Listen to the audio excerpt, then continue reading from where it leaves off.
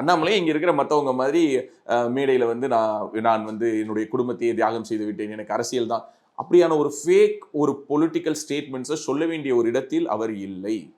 அப்படியே உண்மையாகவே நீங்க சொல்வது போல அவருக்கு ஒரு வருத்தம் இருந்துச்சுன்னா அந்த வருத்தத்தையும் அவர் சொல்லக்கூடியவர் தான். ஏன்னா இப்போ அவர் இந்த பொறுப்புல இருந்து நான் விலகிக்கிறேன்னு சொன்னதற்கு பிறகும் அவர் ஊடகங்களை 2 முறை சந்திச்சிருக்காரு. 2த்துலயுமே பாத்தீங்கன்னா விஜய்க்கு பதில் சொல்றாரு, டிவிகேவை நான் இன்னும் அடிக்கவே ஆரம்பிக்கல, நான் அடிக்க ஆரம்பிச்சேன் அப்படின்னா அது வேற மாதிரி இருக்கும், இந்த 2ஆம் கட்ட 3ஆம் கட்ட தலைவர்களை வச்சுக்கிட்டு என்ன சீன்ற வேலையை விஜய் நிறுத்திக்கணும் அப்படின்னு ஓப்பனா ஸ்டேட்மெண்ட் கொடுக்குறாரு. ஸோ அப்போ டிவிகேவை இனிமே தான் அடிக்க போறேங்கிற ஒரு ஸ்டேட்மெண்ட் அதுக்குள்ளார இருக்கு. விஜய் பத்தி நம்ம பேசுவோம். நம்ம அண்ணாமலை சப்ஜெக்டை வந்து இப்போ எல்லாரும் இதை கவனிச்சுட்டு இருக்காங்க அப்படிங்கிற அடிப்படையில் இன்னைக்கு விவாத மேடைகள் கூட அதை பத்தி தான் வருது. ஒவ்வொரு ஜேர்னலிஸ்டும் இதை பத்தி தான் பேசுறாங்க. தொடர்ந்து தமிழ்நாட்டில் நீங்க யூடியூப் எடுத்து பார்த்தீங்கன்னா இதை பத்தியான அவருடைய மனநிலையை ஓரளவு அறிந்தவன் என்ற அடிப்படையில் சொல்றேன். அவருக்கு தமிழ்நாட்டில் பாஜக தனித்து நின்று களமாட வேண்டும் என்பதுதான் அவருடைய எண்ணம். அதை அவர் இன்னைக்கு நேற்று சொல்ல டே 1லேருந்து சொல்றாரு. திமுகவும் இல்லாம அதிமுகவும் இல்லாம பாஜகவை வளர்த்தா மட்டும்தான் பாஜகவுக்கு ஒரு தனித்துவம் வருங்கிறது அவர் சொன்னதுனாலதான் 2024 இந்த கூட்டணியை உடைஞ்சிச்சு. அவர் தனிப்பட்ட முறையில் அவருடைய தலைமையில், அதாவது பாஜக தலைமையில் ஒரு கூட்டணியை அமைச்சாரு. இன்னைக்கு என்டிஏல இருக்கக்கூடிய மேஜர் அலையன்ஸ் பார்ட்னர்ஸ் எல்லோருமே அன்னைக்கு பிஜேபி தலைமையில் இருந்தவங்க தான். அதிமுக தலைமையில் இருந்தவங்க யாரு?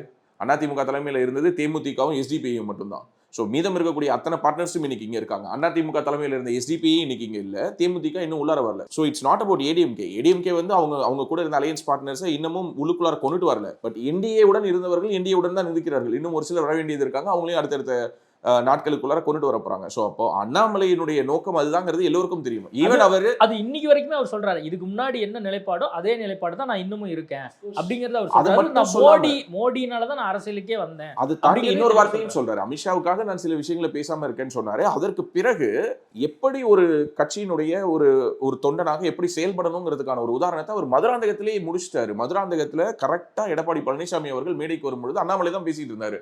அப்போ ஒரு மேடையில் அவருடைய பேச்சை அவர் நிறைவு செய்யும் பொழுது நாளைய தமிழகத்தினுடைய முதல்வர் எடப்பாடி பழனிசாமி அவர்கள் வருகிறார்னு சொல்லி தான் அவருடைய பேச்சை அவர் நிறைவு செய்தார். அதே போல திரு எடப்பாடி பழனிசாமி அவர்களும் புரோட்டோகால் படி எல்லா கூட்டணி கட்சி தலைவர்களுடைய பெயரையும் சொல்லும் பொழுது இறுதியாக மாநில தலைவராக நயினார் நாகேந்திரன் அவர்களுடைய பெயரை மட்டும் சொன்னால் போதும். ஆனால் புரோட்டோகாலுக்காக முன்னாள் ஆளுநர் தமிழிசை சவுந்தரராஜன் மற்றும் முன்னாள் மாநில தலைவர் சகோதரர் அண்ணாமலைன்னு அவரும் குறிப்பிட்டார். ஸோ அந்த இடத்துல இவங்க 2 பேருடைய மோதல்கள் முடிவுக்கு வந்துருச்சு. இதுக்கு பிறகு எனக்கு பிடிக்கல, ஆனா நீங்க சொல்றீங்க நான் அதை செய்யறேன் அப்படிங்கிறதான ஒரு நல்ல ஒரு தொண்டனுக்கு அறிகுறி. ஒரு நல்ல ஒரு தொண்டன் அப்படித்தானே இருக்க முடியும். ஒரு பாஜகவினுடைய ஒரு உண்மையான காரியகர்த்தா தேசிய தலைமை எடுத்த முடிவுக்கு கட்டுப்படணும். அது அண்ணாமலை செய்யறாரு.